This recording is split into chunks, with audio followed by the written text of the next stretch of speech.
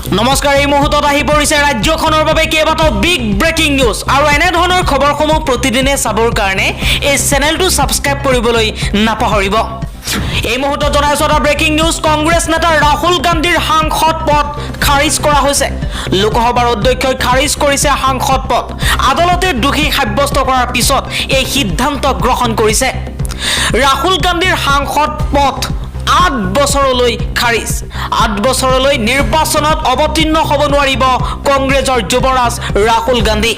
পৰৱৰ্তী খবৰটো হৈছে SSLC পৰীক্ষাক লৈ মেট্ৰিক পৰীক্ষাক লৈ কেইবাটাও গুৰুত্বপূৰ্ণ নিৰ্দেশনা দিছে সেৱাই। সকলো বিদ্যালয়ৰ উপ পৰিদৰ্শকলৈ সেৱাৰ জাননী। আৰক্ষী থানাৰ OCৰ তত্ত্বাৱধানত থাকিব মেট্ৰিকৰ প্ৰশ্ন কাকত।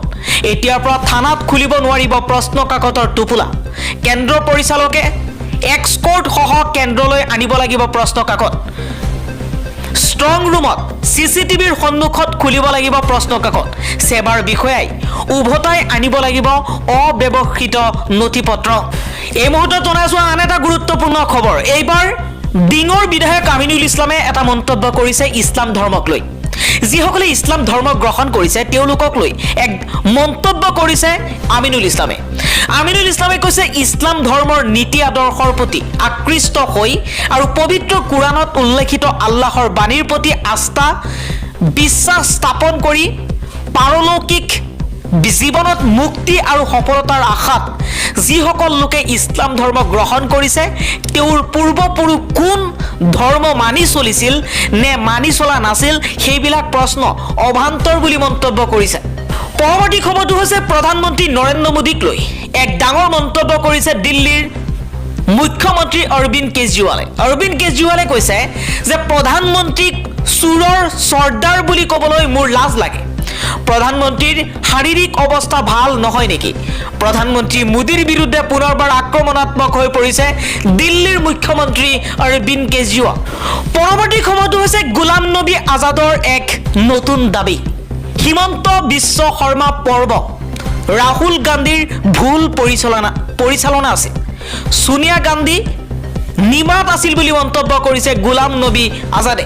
এসময়ত অসমত কংগ্ৰেছৰ গুৰুত্বপূৰ্ণ নেতা হিমন্ত বিশ্ব শৰ্মাৰ সংখ্যাগৰিষ্ঠ বিধায়কৰ সমৰ্থন আছিল আৰু তেওঁ বিদ্ৰোহ কৰি দল ত্যাগ কৰিব বুলি কোৱাৰ পিছতো ৰাহুল গান্ধীয়ে নিসংকোচে তেওঁক যাবলৈ দিয়ক বুলি স্পষ্ট কৰি দিছিল।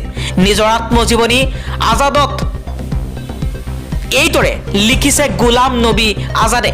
2022 চনৰ আগষ্টত দল ত্যাগ কৰা আৰু নিজৰ আঞ্চলিক দল আৰম্ভ কৰা কংগ্ৰেছৰ প্ৰাক্তন অনুগত আজাদে সোনিয়া গান্ধীক লক্ষ্য কৰি কয় যে তেওঁ সন্মুখলৈ অহা ধ্বংসাত্মক পৰিণামবোৰ বুজি পোৱা স্বত্তেও নিজ দলৰ সভাপতি হিচাপে কোনো দাবী কৰা নাছিল।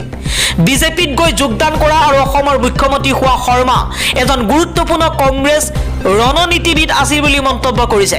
2015 চনৰ ছেপ্টেম্বৰত অসমত কংগ্ৰেছ নেতৃত্বৰ সৈতে মতভেদক লৈ দল ত্যাগ কৰাৰ পাছত 10জন বিধায়কে তেওঁক অনুসৰণ কৰিছিল।